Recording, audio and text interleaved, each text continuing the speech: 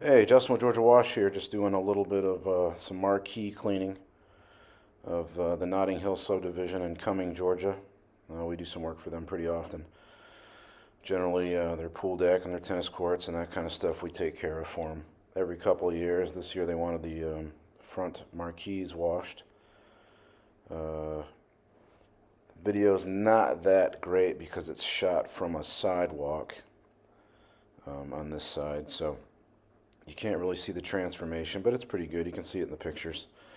Just a lot of mildew and algae that's been growing, especially you can see that it's shaded most of the day because of the trees behind it, and the sun doesn't peak over until about 2 o'clock in the afternoon. The other side, there's definitely not much of a huge difference because it's in the sun most of the day and doesn't have a whole lot of algae growth.